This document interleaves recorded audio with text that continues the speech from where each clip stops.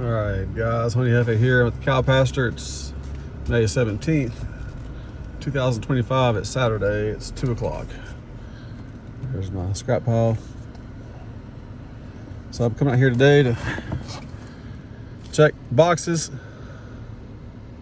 See if I need to add boxes. Looks like this split, this hive right here, it was a split earlier. It's like they're a little bit crowded here. That pro nuke, I can't quite tell. A lot of grass in the way. I did spray some Roundup out here earlier a few weeks ago.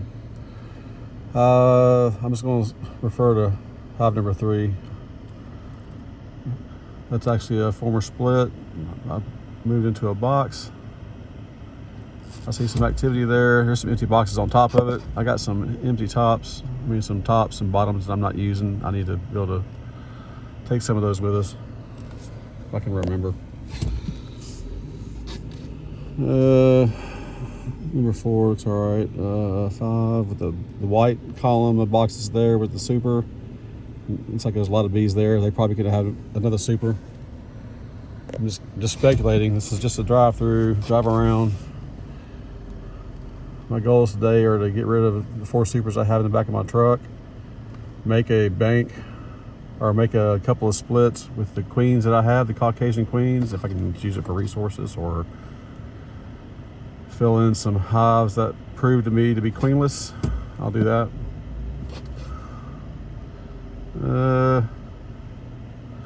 So the single frame right here, right there, with the brick on top and the jar, may or may not have a queen.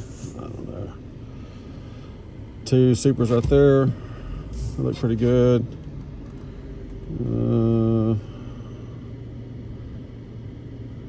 I don't know what to think about these next 4 highs with double deeps. I didn't add supers to them for one reason or the other. They probably had a lot of comb unfilled or a lot of foundation without comb in the top box. But it's been a little while now. I need to start putting some supers on them. Looks like all the jars are empty. I'll check and make sure, see if we have signs of a queen. If I suspect we don't have a queen, I'll look deeper. But for right now, I'm just trying to talk fast. That hive there looks pretty good. I see a lot of activity. They may could use another super. The hive with 2 supers. I don't see a lot of activity. Doesn't mean everything. I see some exposed frame, so in the very corner. Let me see. Right there on the right. What's that about? We'll see. All right. This last hive here on the far right, I see some decent activity. All right. Let's just drive around here.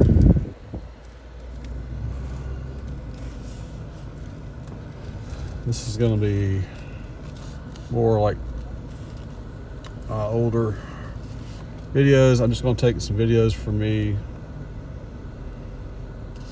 just talking and working through them rather than trying to pull you in and look at all of these. And so I know that's not what everybody wants, but this is also for my personal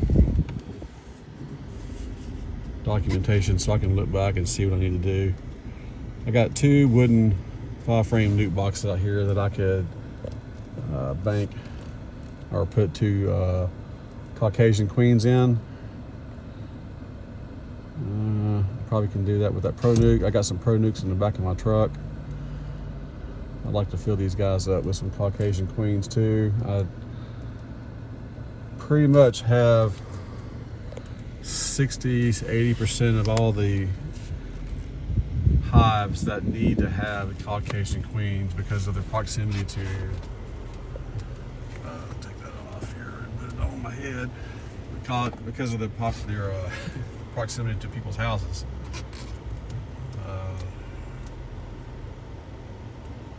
Let me think. The Valderis apiary, I got all the aggressive queens out. I got one that doesn't have a queen at all I need to replace, but the other queens have all been disposed of and replaced with the Caucasian queens. So that whole apiary should be 100% Caucasian queens. queens. And then the Elm Grove apiary. That's a little different story there. No, there are 2 hives out of 4, but I don't know. I've not replaced the queens. I couldn't find one queen. One queen that I couldn't find is one that I want to take out and use here because it's so nice. It's such a beautiful queen. It's an older queen, but she's got a ton of bees. But I still need to replace her. And I'm thinking this is both hives on the end. I had one dead out. So the first one, I couldn't find the queen, so I just put a Caucasian queen and a pronuke on top or next to that hive. That hive, that apiary is different. That's the one I always worry about, the owner coming out and talking and not wearing the suit. This is just funny how life is. But if you had watched any of the videos, I'm looking at these cows over here while I'm talking here. I'm getting mentally ready to go out there and burn up. I'm a little bit sad. I love these people where I have the out there at Elm Grove. They were my first place nearby where they asked me, first place I put bees on that wasn't my house or at my dad's house. And so I've been there probably the longest in terms of just somebody else's property, but it's one that's right next to the people's house. And they had a former beekeeper that kept bees out there, and they didn't like them too much. And it's somebody that I'd always heard about. And it was kind of a difficult person to get along with. But he did a lot for beekeeping. He passed away a few years ago. But anyway, he stopped keeping bees on there. I'm just kind of giving a little backstory. But they were glad to have me. And as many as you want. You can put 10, put 20, put 30, you know, but it was one of those ones where like I had to text them every time I went out there, and it had to be, okay, you can come.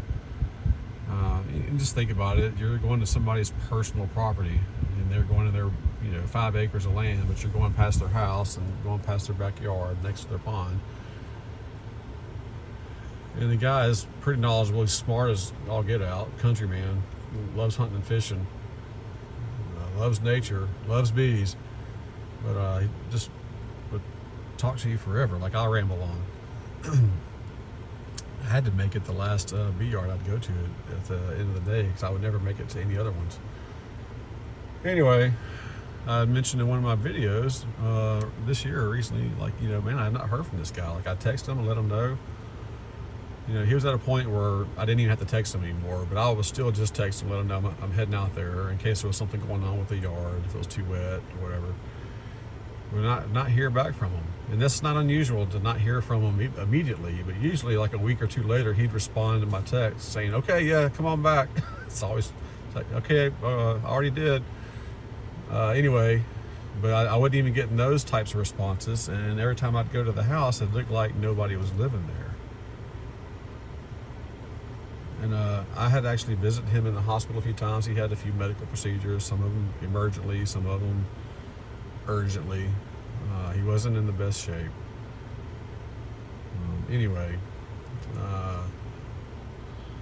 so I sent him a text, and he was talking about the bees being aggressive. And that's the whole reason that I even went to get Caucasian queens. The entire reason was because of him, and then also because the Valderas apiary later.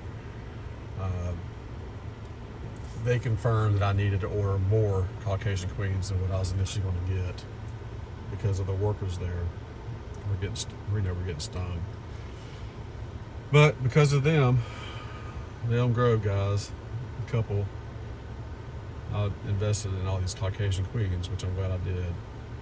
But I always send a text like, hey, like, I've got these queens, I can't mow your yard right now for you, but when we replace the queens, give them a few weeks, we should start to see a difference in their behavior. They should be less aggressive. Don't put your garden right directly in front of them if you don't mind. And he's like, all right, sounds good. So The other day, I'm like, all right, I'm on my way out there. I'm going to do it.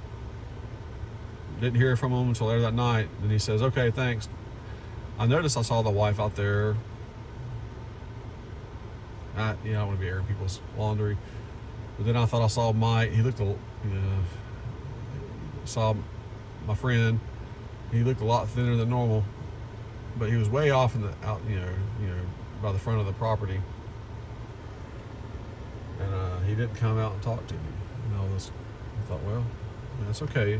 I don't want him to right now because it's not a good time. I'm elbows deep trying to do these bees, trying to find the queen, trying to just, if you see that video, I didn't even get the whole video, but anyway, probably 3 hours after I got done, I got a text from him saying, hey, I don't know if I told you a few months ago, the missus kicked me out of the house, and my heart sank, and I just felt terrible. I didn't ask any questions. I just told him I'd pray for him. And I don't know who was mowing the yard. I don't know if it was one of her friends or a family friend. I don't think it was my friend, the guy that I talked to for years. Definitely wasn't him, but it's from a distance. They have a lot of friends. They're a pretty popular couple. But so why am I saying all this? Why am I talking about all this as I'm out here in a different yard? I'm just kind of thinking out loud.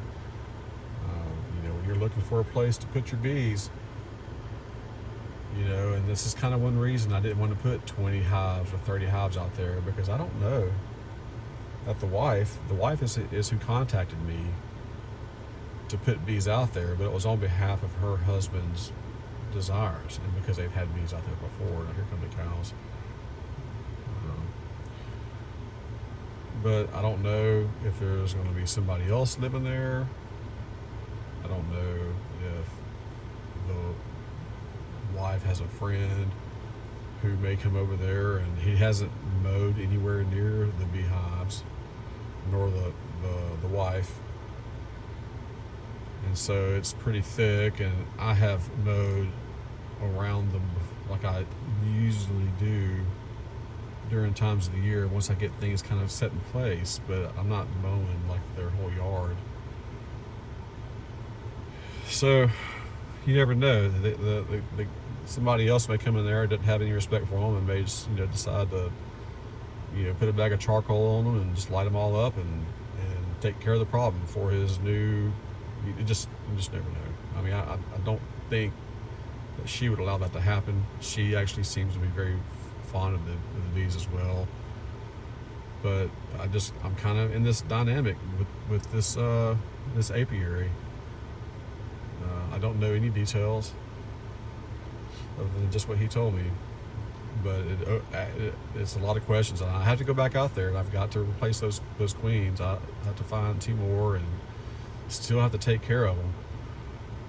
But they may tell me, hey, we can't have them out here anymore. Take them out, get them out by tonight if you can.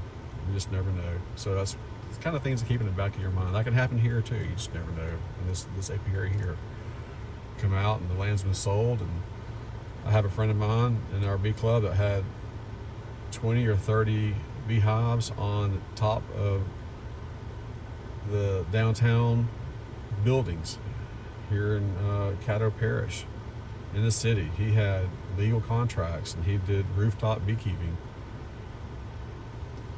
And that's something that I thought I was interested in. It sounds cool, but you're on top of a roof, not out here in the grass where where it's hot. You're on top of the roof where it's scorching, and you can't carry all your stuff up and down through the elevators inside and outside. You got to take the stairs out, the ladders outside, and carry stuff up, or the staircases, or the fire escapes, whatever. If you're going to harvest honey, you're not going to be bringing that stuff through just think about the hard work it takes, and then all the legal implications of being downtown. And one day, the owner of all these buildings downtown sold it to a different person, and that guy, I think, used the same maintenance guys to keep things going. And with the new management, I guess the maintenance guy or whoever decided, I'm tired of these bees, and he sprayed every one of the bees, killed them all. And it was a devastating loss. I haven't seen the guy back in the bee club, and he just lost, I mean, you're talking about tens of thousands of dollars. Easily. It's a crime, yeah. You can't, you're not allowed to do stuff like that. The Department of Agriculture will get involved in that. It's a very illegal thing to do. But, you know, so when you think about getting, I want to get into beekeeping, there's so much things to think about. This was something I was kind of worried about with one of my properties. What happens if something like that with what's going on down the road happens? It happens. So I'm just kind of playing it by ear. And they're both great people. I don't have any problem with any one of them, but you know, it may turn out that I just lose some beehives, or I'll just lose the spot. Hopefully it's neither. All right, guys, let me get started. I'll have a great one. This is just a quick pre-planning.